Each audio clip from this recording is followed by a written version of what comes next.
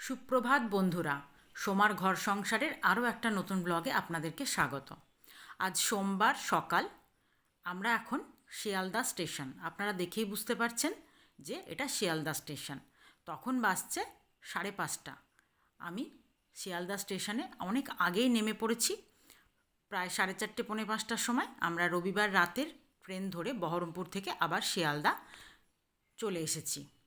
এবার আমি শিয়ালদা স্টেশনে একটু বাইরে বেরিয়েছিলাম চা খাওয়ার জন্য, তারপর ভেতরে চলে যাচ্ছি।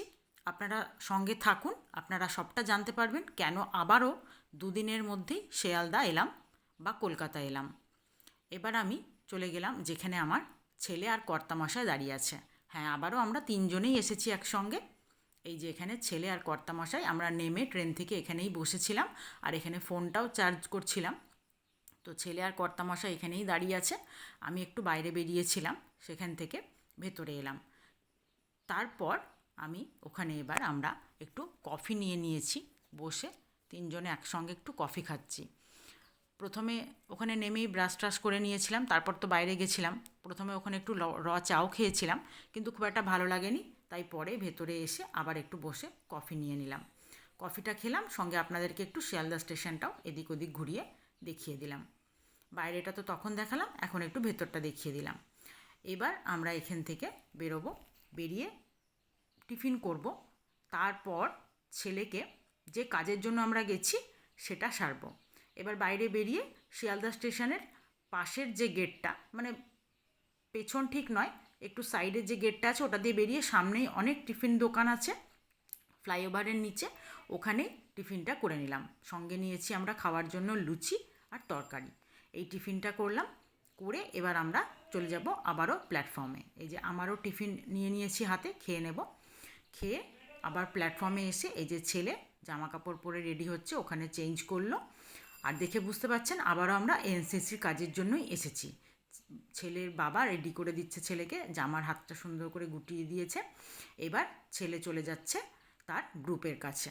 হ্যাঁ, এখানে এনসিসি স্যাররা আর তাদের গ্রুপের 10জন স্টুডেন্ট টোটাল, যারা এই কোচিং সেন্টারটা যাওয়ার জন্য সিলেক্ট হয়েছে, তারা সবাই এসে রেডি হয়ে গেছে। আর ওই যে স্যারও দাঁড়িয়ে আছে। আর ওরা এবার ওদের গ্রুপের ছবি তুলে নিচ্ছে, হেড অফিসে পাঠাবে বলে। এখানে আমার ছেলে সহ আরও 10টা স্টুডেন্ট সিলেক্ট হয়েছে। এরা সবাই মিলে এখন যাবে কোচিং সেন্টারে। এখন 14 দিন ধরে ওদের একটা এসএসবি কোচিং চলবে। সেই কোচিংটায় সকলে তো সুযোগ পায় না। আমার অনেক সৌভাগ্য যে আমার ছেলে সুযোগটা পেয়েছে। এই যে ওরা এবার লোকাল ট্রেনে উঠে পড়লো স্যার সমেত, এবার ওরা রওনা দেবে। তো ছেলে তো এখন চললো 14 দিনের মতন। আমারও তো মনটা খুবই খারাপ, আমি পারি না ছেলেকে ছেড়ে একদম থাকতে। এই যে ছেলেও রওনা দিল, তারপরেই আমরা 10:30টায় আমরাও আবার লালগোলা প্যাসেঞ্জার ধরে ট্রেনে চেপে পড়েছি দুজনে। ট্রেনে করে আমরাও এবার চলে আসছি। আর মনটা অবশ্যই খুবই খারাপ, ছেলে এখন থাকবে না 14 দিন। ছেলে তো ওখানে চলে গেছে। আর এই যে আমরাও বহরমপুরে এসে পৌঁছে গেলাম। স্টেশন থেকে বেরিয়ে এবার টোটো ধরবো বলে এগোচ্ছি। কর্তামশাই আগে এগোচ্ছে টোটো ঠিক করবে বলে, আমিও এগোচ্ছি। এখন প্রায় 2:30 বাজে। 2:30 সময়তেই নেমেছি ট্রেন থেকে। আর দেখুন, আগের দিন রাত থেকে বাড়ি থেকে যেহেতু গেছি, মুখ চোখের কী অবস্থা। সারাটা রাত জার্নি করে খুব বেশি ভালো ছিল না রাতের জার্নিটা।